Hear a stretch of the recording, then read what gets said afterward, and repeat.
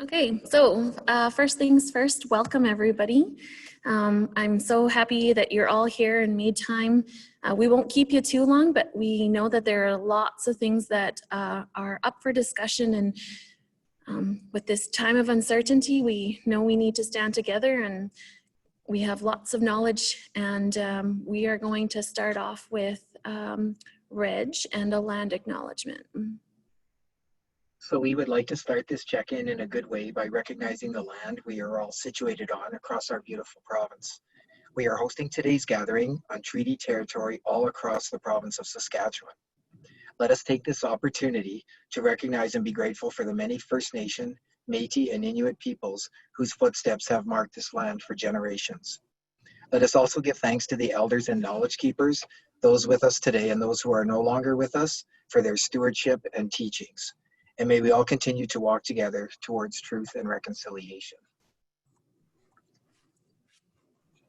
And I'd also like to, just before we get started as well, to just thank our funders for today's check-in, and that would be the Saskatchewan Parks and Recreation Association and the Saskatchewan Teachers Federation. So thank you to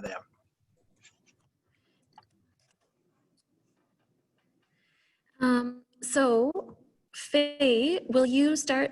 I don't know if you started the recording yet or not, but just so you all know, each one of our Sask check-ins have been recorded, and we have posted them on the website. So if you were unable to attend today, or a colleague was unable to attend, we will be sharing that with everybody. So we're going to start off by introducing our new board.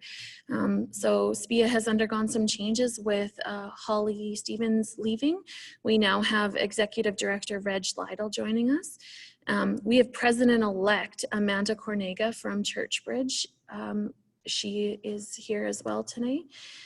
We have Julie Andrews from LaRange. We have Mel from Kipling. We have Jess from, she's our university student, and she's currently interning in Saskatoon. Lyndon Proctor from Saskatoon, and then Jared Harvey from Saskatoon. You will also notice that there's a few people missing. Cole Wilson is our Physical Health and Education Canada rep, so he sits on the board of directors. Graham Hayes from Regina Catholic, and Dallas from Nipawin. So they are unable to join us today, but that is our board. So getting right into it, with the help of PHE Canada, SPEA created a return to school guidelines. Now, I'm going to let Reg speak to them because he was the major creator of this document with the help of the board. And so I'll pass it over to you, Reg. Okay, we're just asking that with the PowerPoint, if you can just follow along, and towards the end of today or at any time, if you have any questions, we can put them in the chat, or please ask. So I guess the first thing to say is we do have a return to school implementation guideline document. It's on our website, and it is a living document. So as everybody knows, the rules keep changing in the province, and we're trying to adapt as quickly as we can to the different rules that are being set down by the Chief Medical Officer, by the Reopen Saskatchewan document, and of course the Ministry of Education. I would say that the biggest set of questions I'm being asked since we've posted the document is the differences between school divisions and how they're approaching physical education, the actual teaching within the schools, and then extracurricular is another very big document. So I guess the biggest thing to say to everyone around, no matter what we put in the document, we're trying to find middle ground in the province, but ultimately the direction that is set down by each school division needs to be adhered to. So I think before September 8th, before students actually get to school, there still could be more changes, but ultimately it's the school divisions that have the responsibility for any changes. So what we're asking is, please refer to the document for guidance and for guidelines, but please don't say that is the rule. The major, I guess, powers to be would be the school divisions in terms of the direction that you would take. So the first thing that we looked at was the environment, and it would be basically around the school, and then facilities and for cleaning.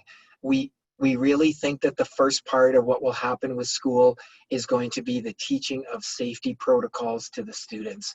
And of course, every school is going to have a different set of procedures that need to be followed. So I think it's really important to follow the guidelines as set down by your school division.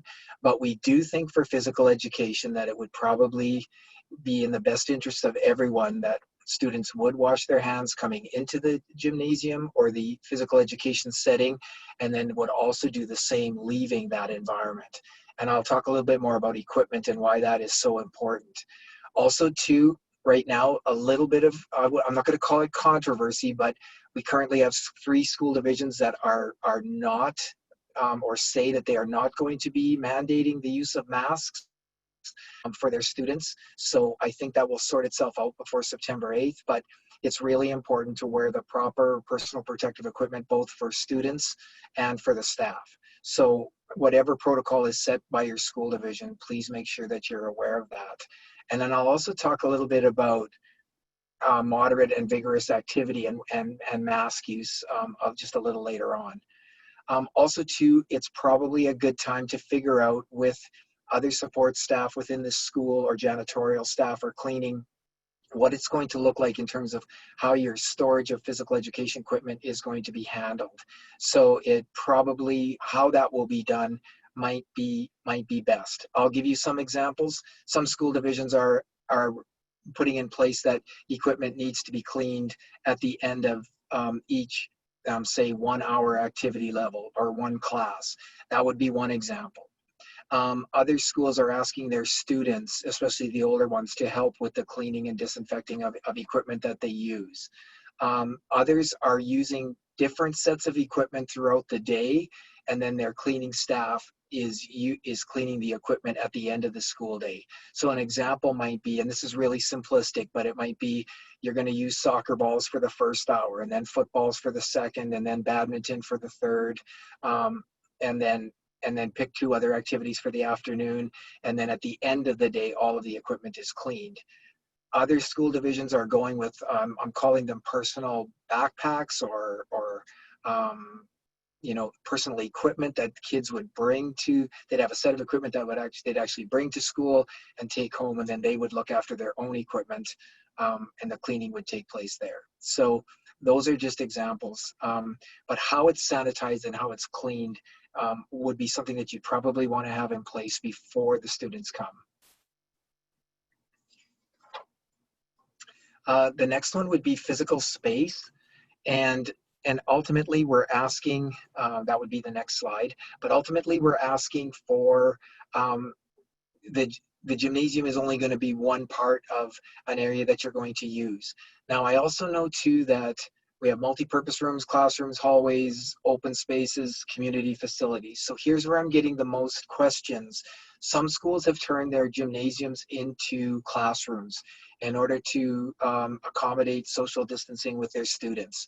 So that's been hard for some people to get their heads around in terms of, I guess because in terms of physical education, the teachers feel that they've lost a space. So the same school divisions then are asking their teachers to teach outside as much as possible, and then to ultimately be prepared for as the weather changes as we move from fall into winter. If you are in the gymnasium, or if you're staying inside, social distancing is a big one. Wearing masks while they're in the gymnasium wouldn't be any different than if they were in a classroom. So that's how it's being approached right now in the province. And ventilation would be a big one. So if you could open doors, or your ventilation system can handle airflow in a better way, that would probably be best. Most school divisions are saying that once students move outside for physical education or during recess, that they don't need to wear their masks. Some school divisions are decreeing that they must be wearing their mask at all times. So again, it would be a matter of knowing what is there. The biggest question I'm getting right now is the use of community facilities.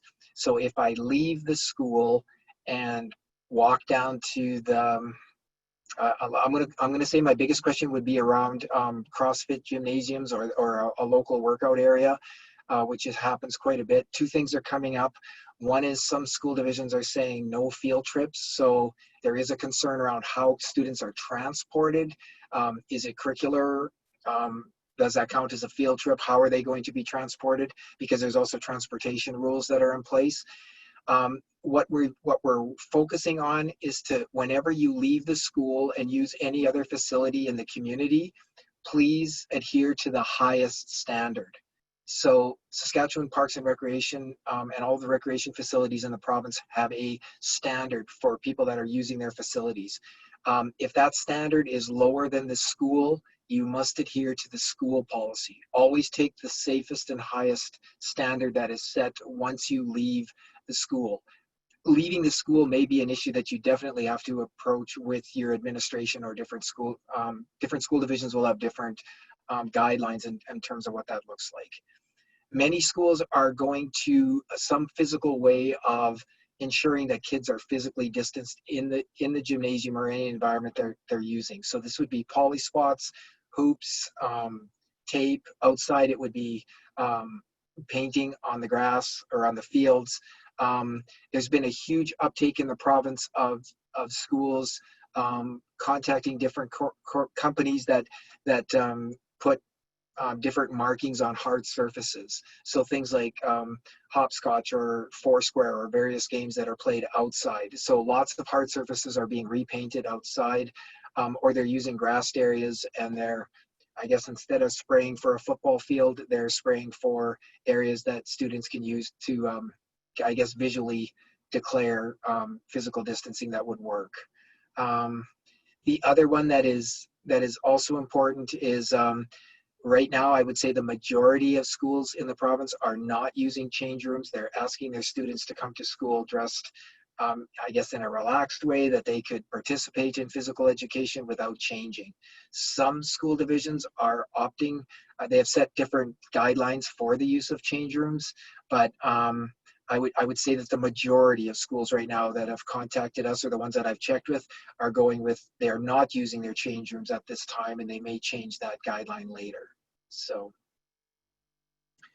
the next area is equipment.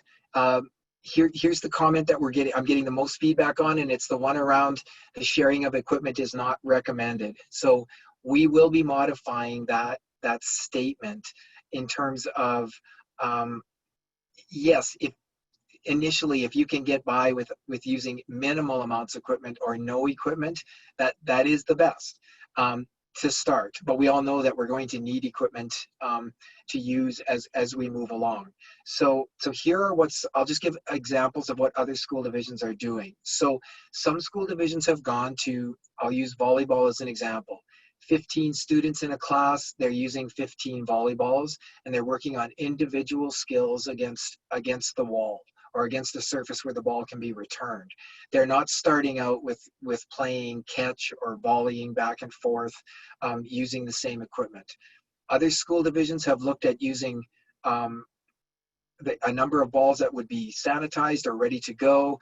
And if they did, say, get into a small volleyball game of, say, 4-on-4 or something modified within a class, they would constantly change the ball out as they were playing back and forth. That's just another option. Some school divisions are just saying, if we're playing in a class with a set of equipment or one ball or whatever, we're washing our hands coming in, and we're washing our hands when we leave, and we're taking as many precautions during the actual physical activity time. So that would mean that, yeah, I guess if you're playing volleyball, don't touch your face. And you'd have to, and so again, this is where the teaching of safety protocols would come into play.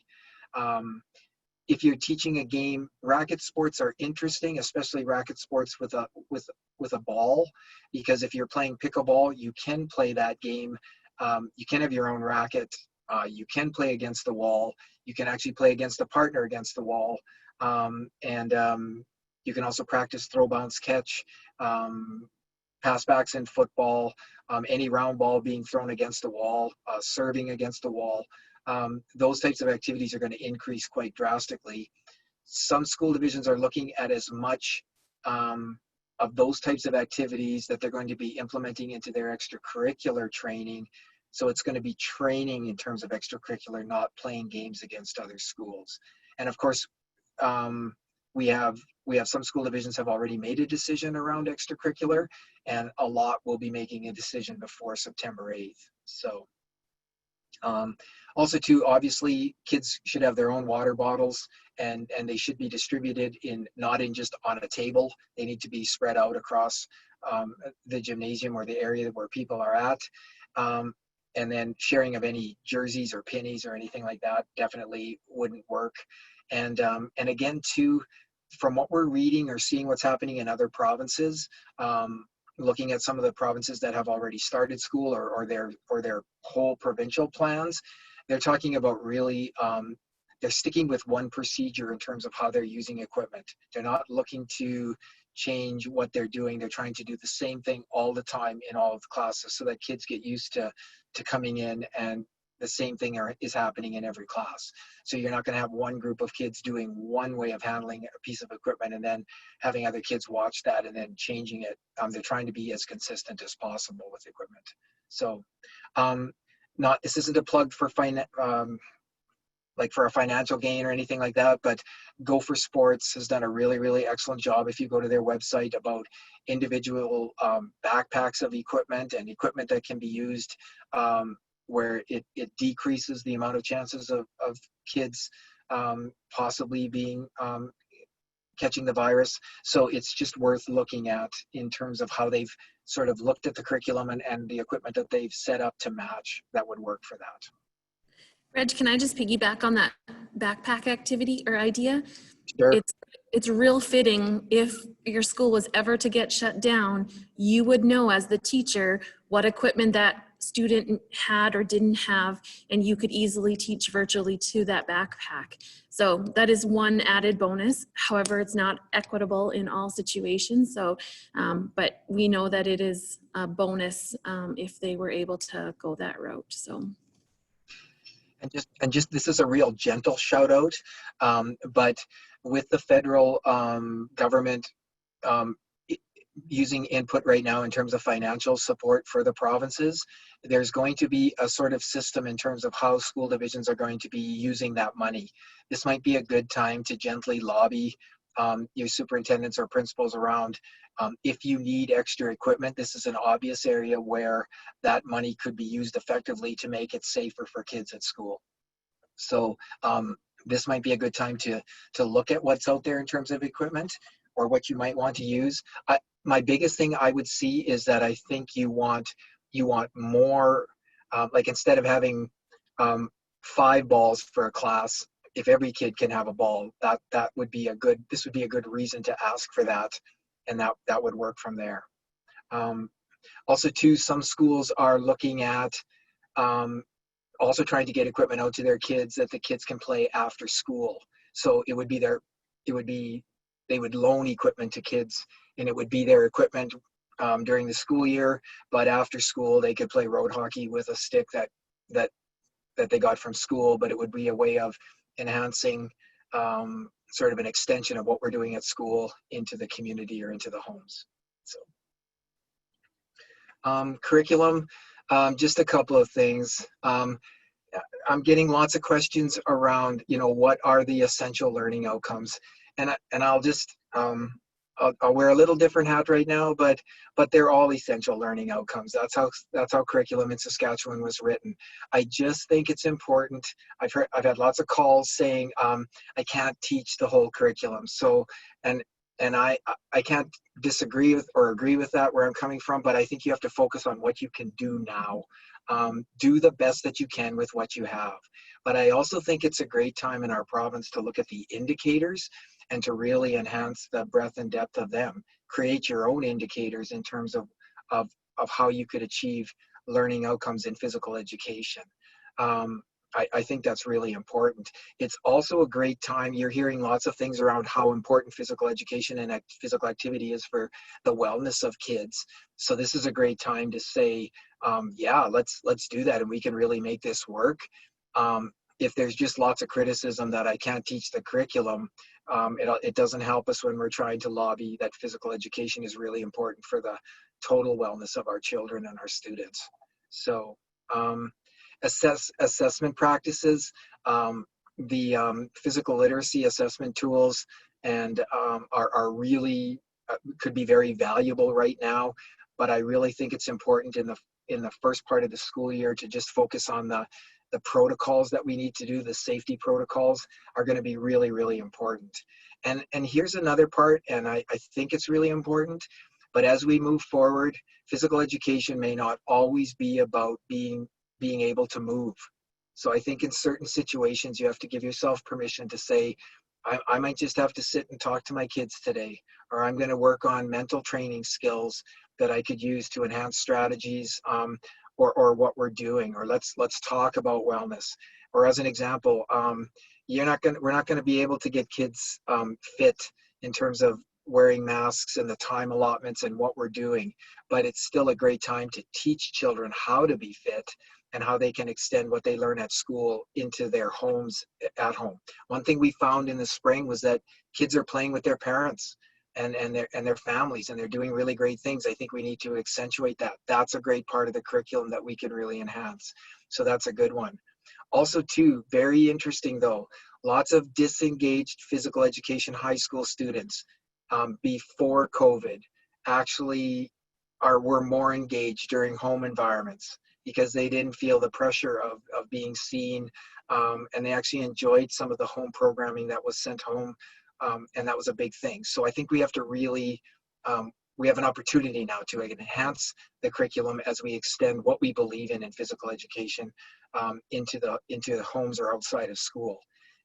Great way to enhance physical literacy as a journey from school into the personal lives of our kids. And hey, if kids are going to play with their parents and go home and play with their parents, it's going to make everybody's life better at the school, because what we don't want is kids going home and saying, well, school's just not a good place for us anymore because of all the protocols that are in place. But if they're pretty excited about what they're learning, or they're taking it home in physical education to play with their parents, that could be a bonus for everybody. Intramurals and recess. Yeah, staggered recess seems to be a big one that's happening all over.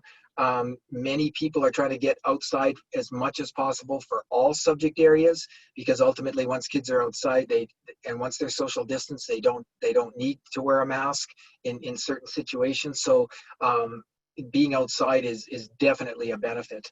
So if we can accentuate that as much as possible. I still like the unstructured play part.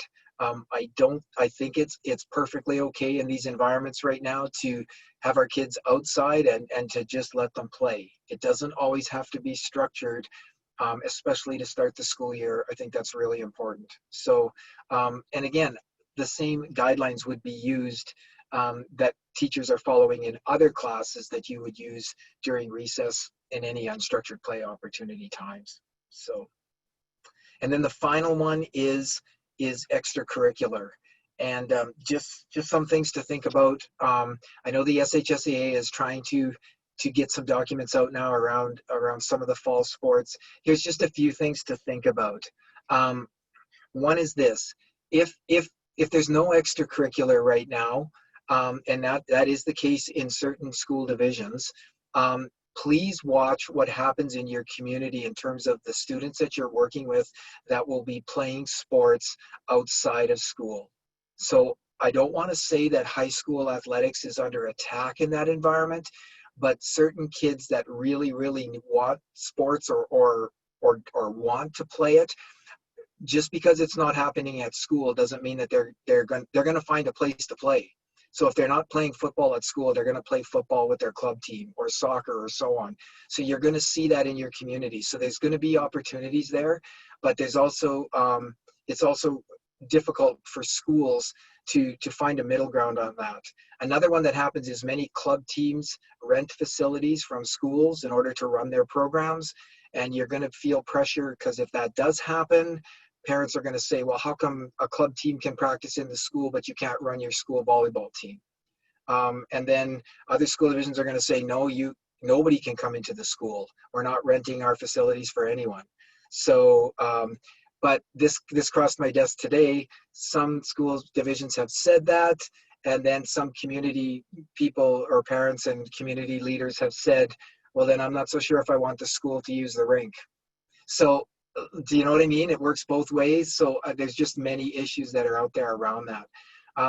Some school divisions are also looking at using it as a time to keep their cohorts together from school, and then to use the coaching after school to be almost like a teaching of skill development. And then they've set things in place that maybe eventually, if things return to normal or we can get back to competitive environments, then there would be other stages that would follow through. But it is a good opportunity to still make a connection with kids.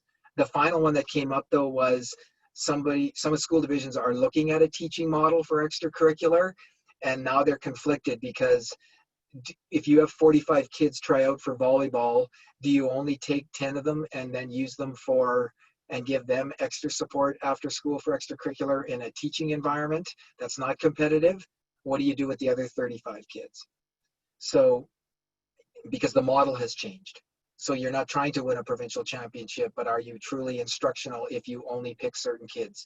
It might be like, I would only pick the top 10 kids that are really good at reading and give them extra support when 55 kids showed up and wanted to learn how to be better readers. So I'll leave. I didn't make that any clearer for anybody, but I just wanted to throw that out there of where it's at. So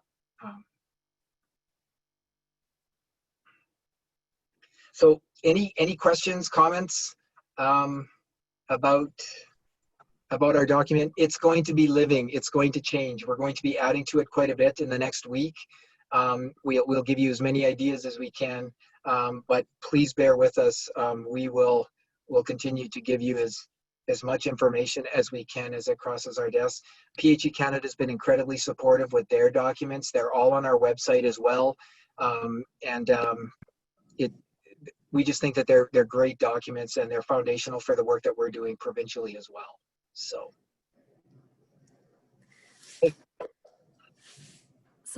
So seeing no questions, we're going to get into shared leadership here a little bit. Jared's going to take over the mic, and he is going to share an activity for you all. Okay, so thanks everybody. Jen, can you just keep an eye on the participants and let anybody who might come in during this? Some of the things we are trying to do is hopefully give you some ideas as maybe some activities that you can do. This activity that I'm going to introduce you, I picked up from our SPEA conference in 2018. So people who have attended that one, you've probably, a big percentage of you maybe have seen this. There might be some new tips that you have seen, but the idea here is I love this activity because it is easy and cheap to do. So if you wanted to create this, everyone could have this item in your school. Last year for our startup halftime, where our kids don't know which class they're in, we made everyone from grade 5 to 8 make a foxtail for our school. Now we have a big class set. We did have them for the recess buckets, and so it was a very nice way of being able to do that. Again, I want to I guess echo Reg's comments about make sure you're sticking to your school division's guidelines. Some of the things in the video you might see might not match up to that. So the video is made without really COVID in mind. So you're going to have to make sure that it shows my kid or me playing catch with my kids. So that might not line up with some of the guidelines for your school division. I guess a big piece of this, the foxtail, you can get kids to either homeroom teachers make them. They can make the foxtails their own by decorating them, making sure, or they could choose what color of balloons to put on it. It's easy to maybe group students based on the color of the foxtail. And there's just, like I said, a ton of different activities. I'm going to show a few ideas today for you and here in a little bit. But there's so many more ideas that you can do. So Jen, why don't we go to that video? And I just have a quick video. This will be posted on the SPEA website too.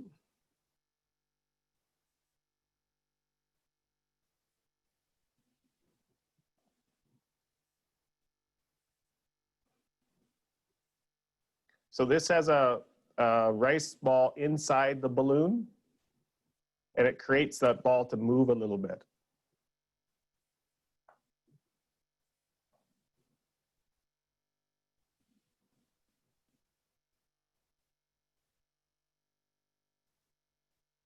These are things maybe you could do, kind of follow the leader, try a trick, see if you can do it, and play the game of horse like you would in basketball.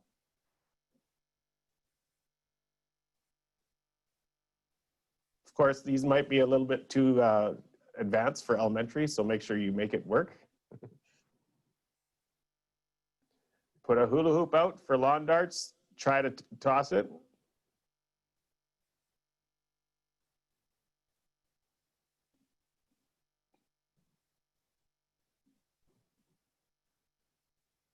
Unfortunately, I didn't have enough time in order to get enough cuts in to be successful at all these.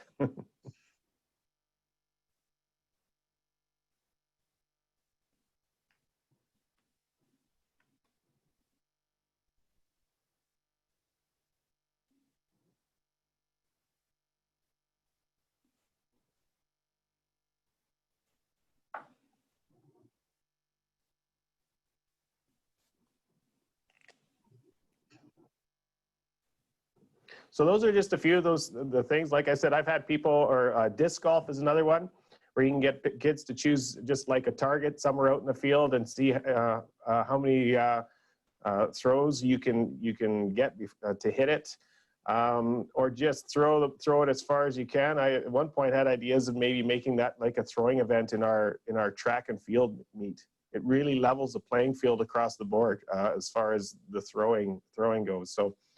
I know there's probably maybe lots of ideas that you're thinking about how you could use that. On the website as well, there will be a video telling you how to make it very easily.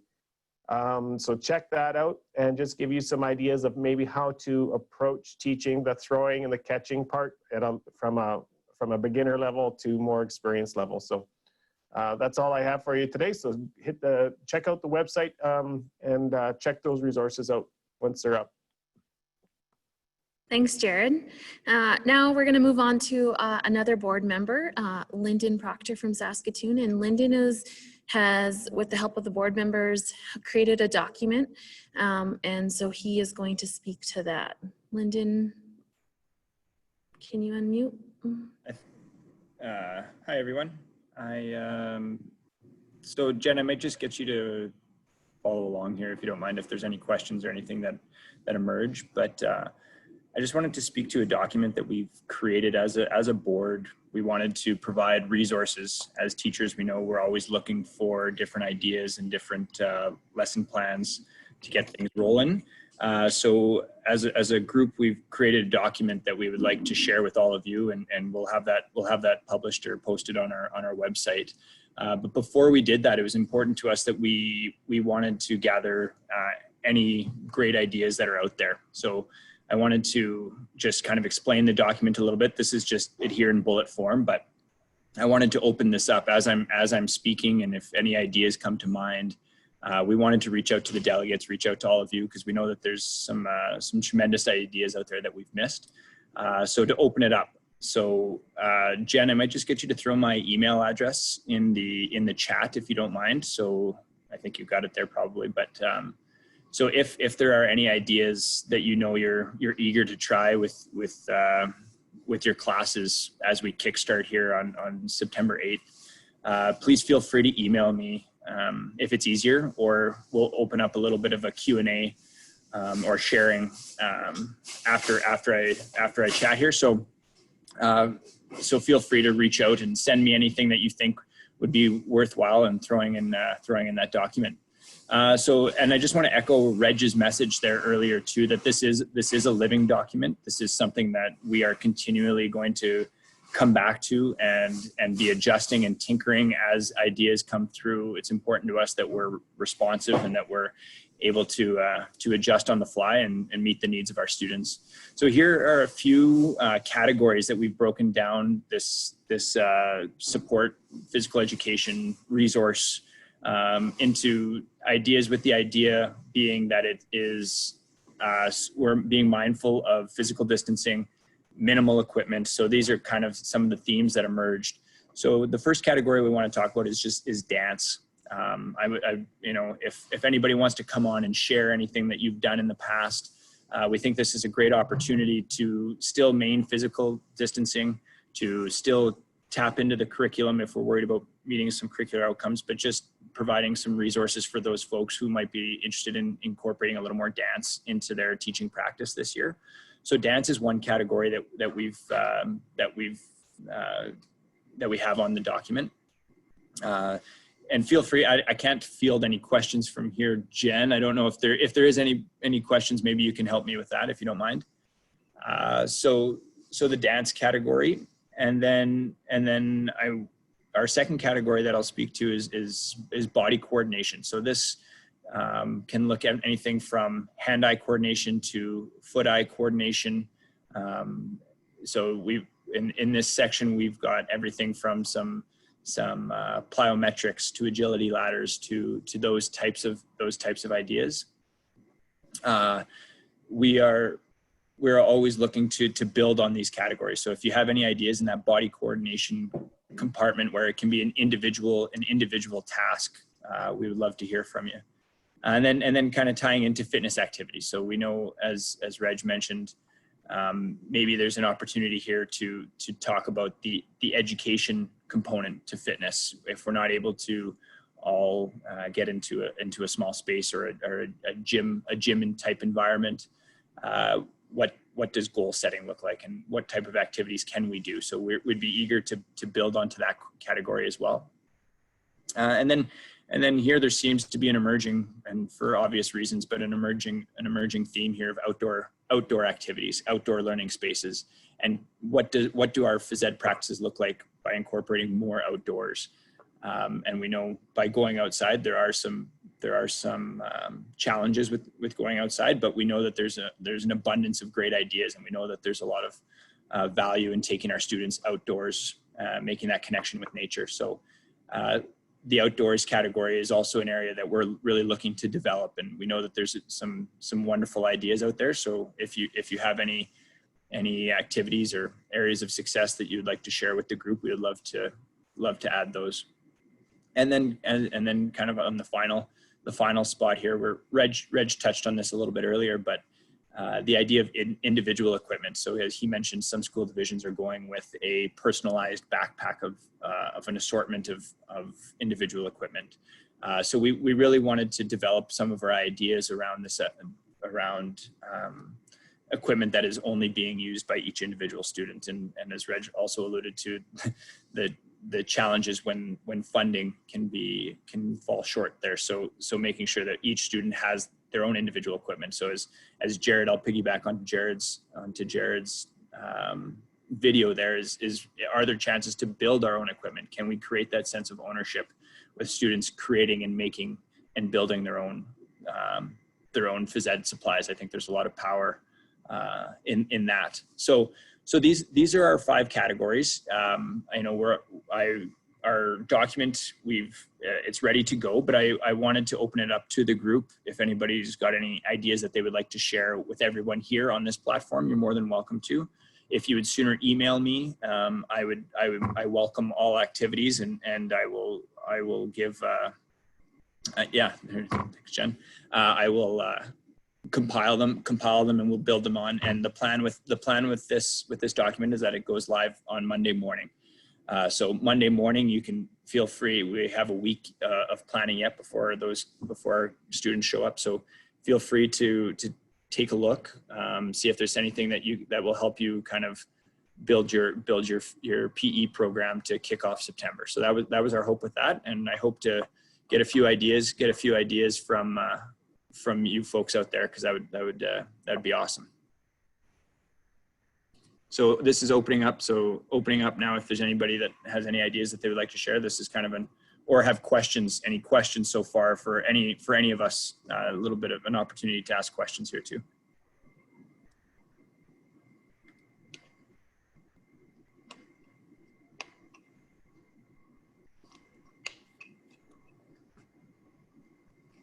Okay, so I think people are, we have one to share, which is Amanda. So Amanda's gonna share an activity that she does.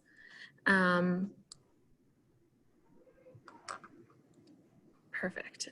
So Amanda, are you on? Yep, I'm here. Okay, so thanks to Amanda, she's gonna share rock jacks. Yeah, so I think I've shared this a couple times. It's just an easy thing to do. You don't need any money, which is always great. So Jen called me this afternoon and said, hey, can you do some rock jacks? I was like, yeah, I'll go get mine from the parking lot. So it's fun to take kids outside, take them for a little walk, and they can find 5, 6. That's how you modify it, right? If the little guys struggle with doing a bunch of rocks because they have smaller hands, get smaller rocks and get less of them. With the older students, you can challenge them to try and pick up more. But essentially, I don't know if you can see, I'm just unfortunately in my office right now, but I've got 5 rocks out here, and I've got one in my hand.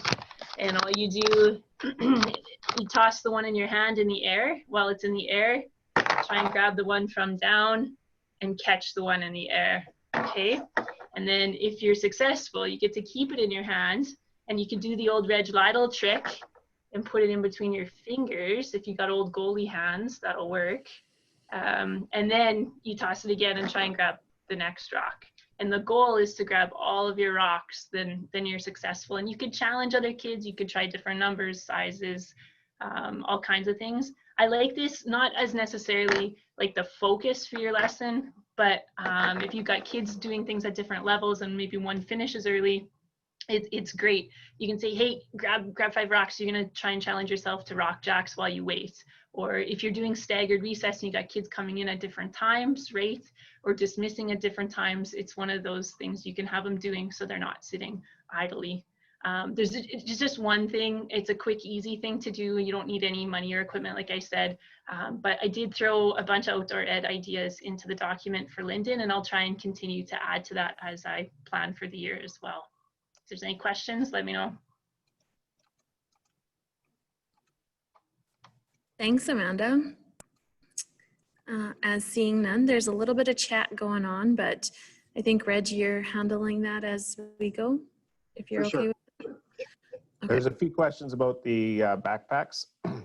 Okay. So, do you want to speak to it, Jared? I haven't well, I think, questions about, can you do it with a school of 300? And there's questions about where you store them and how much equipment in the backpack. And again, I think speaking to Reg's comment, like your division guidelines, individual guidelines from the division are probably going to guide some of those questions, because it's hard to have a blanket answer for you to do that. So I guess it comes down, like, again, to what can you do with that? And I guess if you deem that it's not working based on those things, maybe it's an idea that you can't use and you have to go somewhere else. So the one question though was, what was the individual backpack from Gopher called, Reg? Did you get that one? Yeah, I put it in the chat. They're just activity backpacks, and it's on the very front page of their website.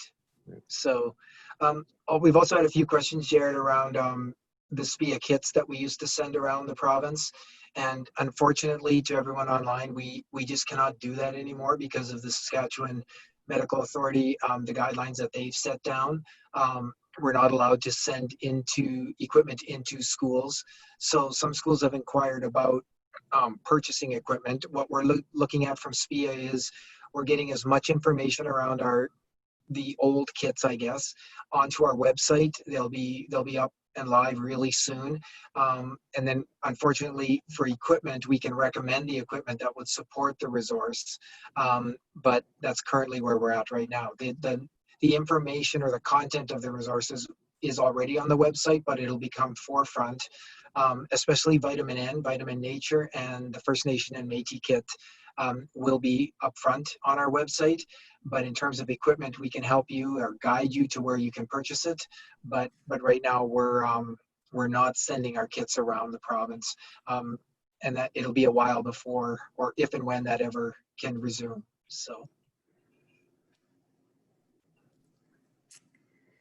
So now we're going to just open it up to the floor. So being a board, we want to be proactive and we want to know what you need from us moving forward. If you have a question, a comment, a concern, Reg is always available. Any of our board members are available to answer emails or phone calls if you need it. And you'll see that our website has been updated with the current information to how to get a hold of it. Anybody that you listen to today. And so Andrew asks, how about land-based ideas, Reg? Julie, do you want to speak to that at all? Is Julie there?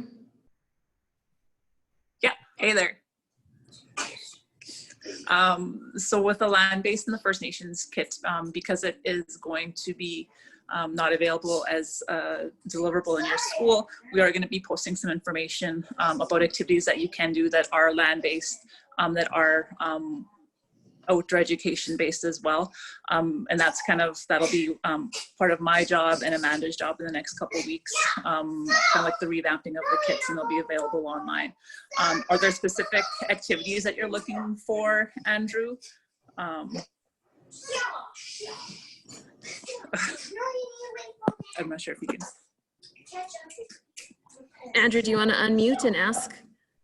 Julie has a wealth of knowledge living in La Ronge and being First Nations herself. Like for myself personally, like I'm just going to be getting outside as much as I possibly can. My situation is going to probably be a little bit different than everybody else's, right? When I go outside, I have access to a forest right in front of me. So when I'm going out into that forest, when I'm going out for my community walks, I'm going to be trying to take as many opportunities to kind of guide students into identifying plants, identifying flowers, harvesting those flowers or those plants if we possibly can, based upon the time and the season. Like right now it's blueberry season. We're going to go out blueberry picking if we have that opportunity within our within the time frame of my classes. But really it's going to be, just getting outside and taking those opportunities for those mental health breaks as possible. That'll be really beneficial. But in all honesty, keep your eyes peeled on the SPEA website for those changes that Amanda and I will be making.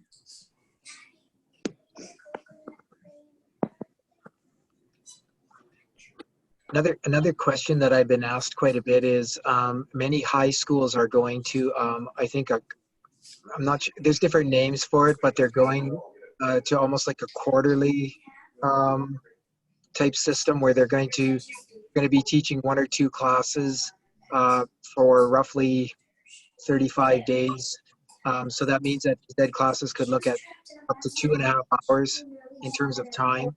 So just a thought though for teachers, as the weather changes, or right now when you have opportunities like Julie talked about in terms of leaving school, those time slots would be awesome for cross-country skiing, different field trips that can be active transportation where you're walking or moving. So snowshoeing could be big. We just have lots of opportunities to extend that time rather than worry about, oh, that's an awfully long time to do things. It can be, but it can also be a huge opportunity to get away from the school and to be out and to do those land-based activities because you actually have time. So it could be a real benefit. I know some teachers have taken their communities. I know they've done this in Moose Jaw. They've taken every walking trail that they possibly can within the community, and they're working with the Recreation Association to make sure that their kids can get out and explore all of the parks and the walking trails within their communities. And that one of their goals for their senior phys ed classes in phys ed 2030 is to in that period of time to cover the distances of all those trails within their community, because many kids have never been on them. So that's just one example.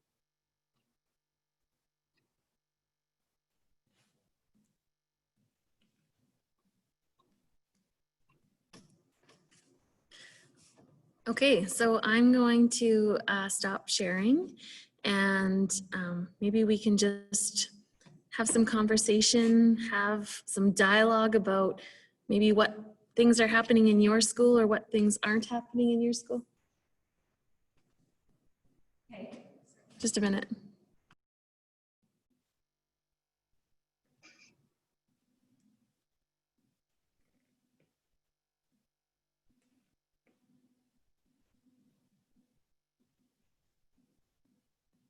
You gotta love when a principal comes in and says, I need to talk to you, but it's not bad. Okay, so going back to what I was saying, I think we're just gonna open it up. And as she just left, she really supported my decision on spending some extra money or finding the extra money. So going back to that equipment, I just thought I'd share with you how grateful I am for her. She has purchased poly spots, one per student per class. So we have now going to have 180 poly spots. I teach mostly primary students, and each student is going to have a number from 1 to 30-ish, 1 to 24, depending on our numbers.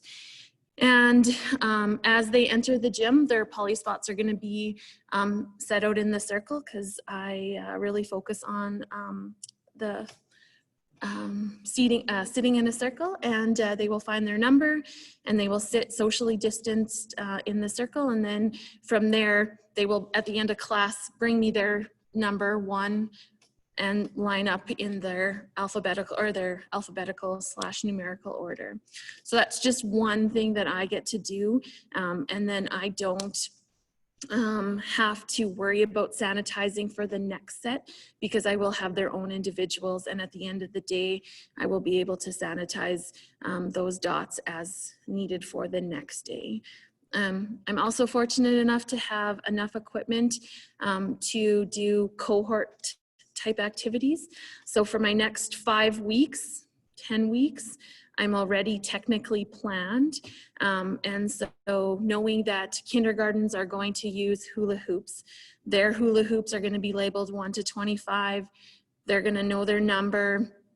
And those equipment is going to stay away from cohort B, which is my grade 1s. And my grade 1s are going to start off with a soft beach ball / balloon type activity.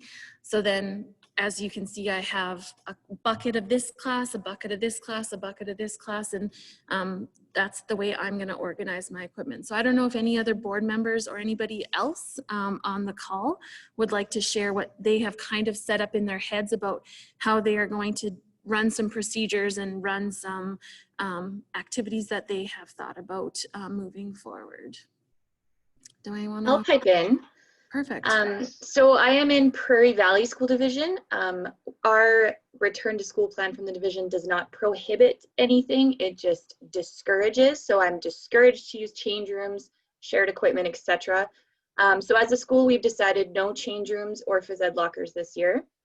However, piggybacking on Jen, kind of the same thing with the rotating of equipment between cohorts. So same thing, kindergartens get hula hoops and bean bags for 2 weeks, etc., etc. I'm also going to try and implement every other class be a non-equipment class, just so I'm not frantically trying to clean 5 classes of equipment at the end of every day, just to kind of spread that out a little bit. Perfect, thanks Mel. Does anyone else want to share maybe some procedural things, lining kids up, bringing them to the gym? Anybody have any ideas or comments? Or maybe you're struggling that you are now not teaching phys ed, you're now phys ed and something else. So maybe you just need to be heard. Maybe you need to share something. This is the time for people to hang out, relax, or go home. Nikki, hi. Hi. One thing we have been thinking a lot about at Dundonald is coordinating, you know, we have a full-time phys ed teacher, a half-time phys ed teacher, and many senior classes who teach their own phys ed. So it's been sort of a challenge that we're working together on to make sure that we can all be on the same page with all of these protocols, with you know, entering and leaving the activity spaces and the equipment and that kind of thing. And so that's just one thing that we've been thinking about this week. And if anybody has any ideas about how they're coordinating with other teachers, I'd love to hear about that as well. Well, at Chief Whitecap, we're a very much similar spot as you. We have many hands in the equipment room. So just the coordination of who's using what, when, and not only of that, it's like the space. So we have staggered recesses, which are going to take an hour to get done.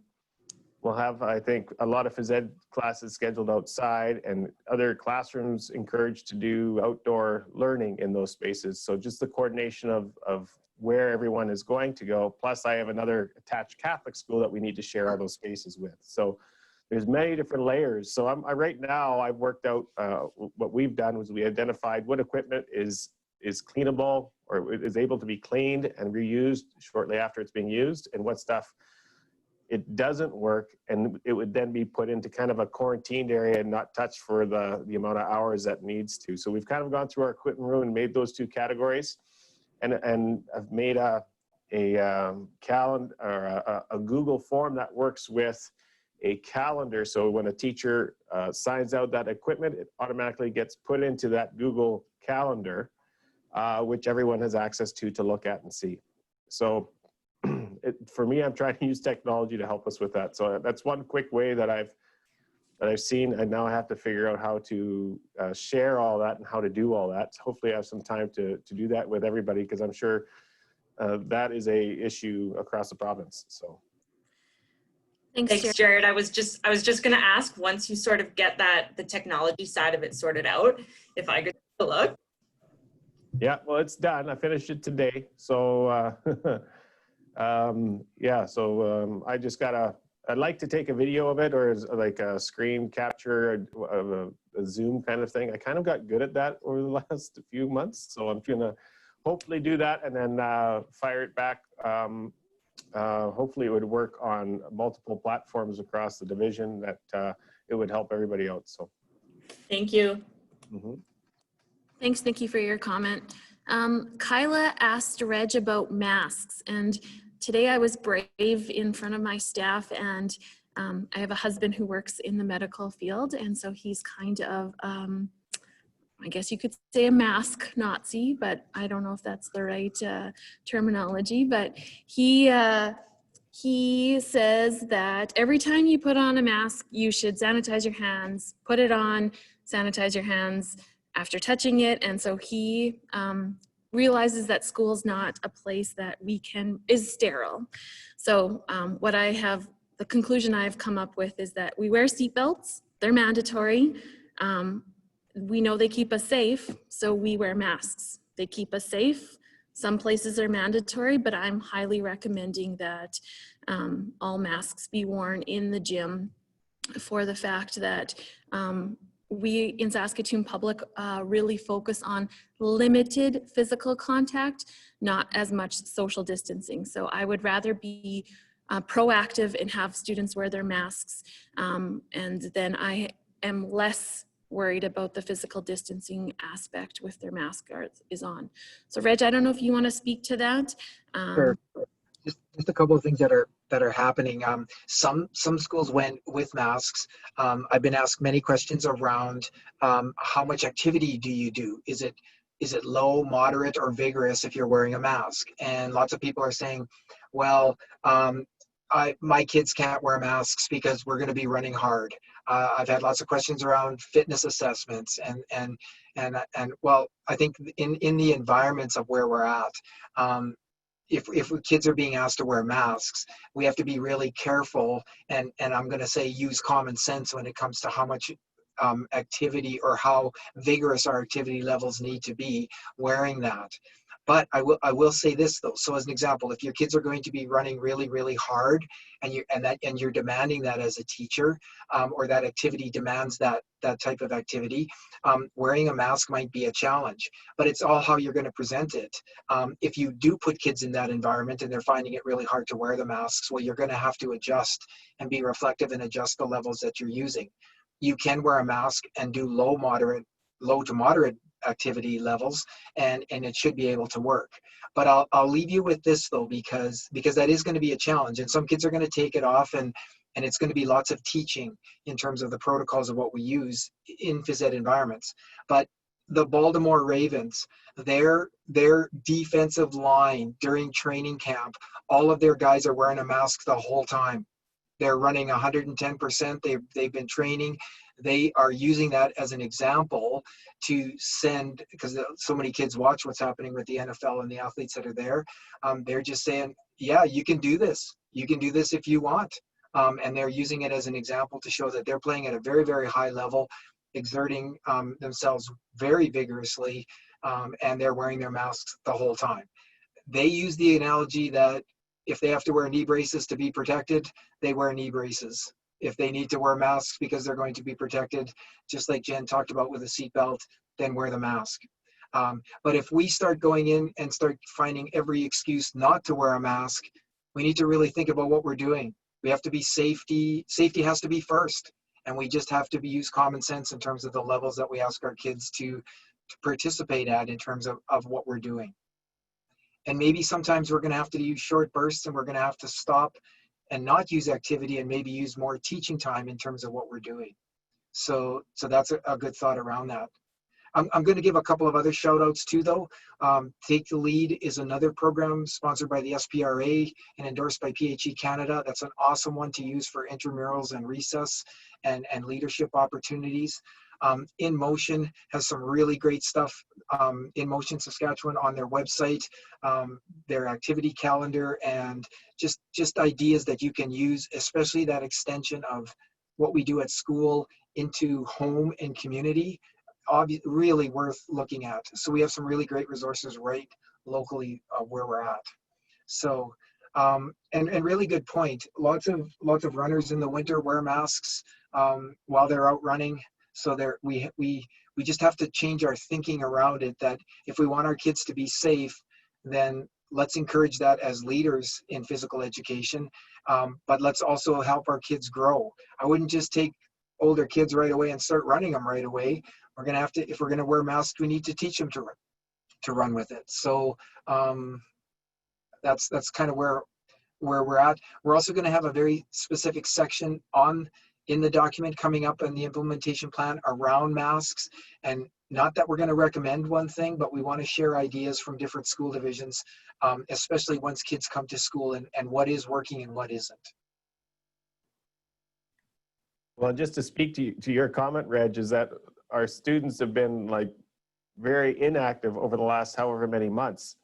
So to also expect them to be able to run at the same level where they left us is probably not going to be a reality. So just having that in our mind that we're going to have to gradually probably build up some of that as well. That's a great point, Jared. And I'd also like to add for all of you that are really concerned about extracurricular and the fall sports that take place in our schools, just to know that in the background, SPEA has been working really hard as an organization to support the coaches in our province and high school sports, actually all sports that are taking place within our schools.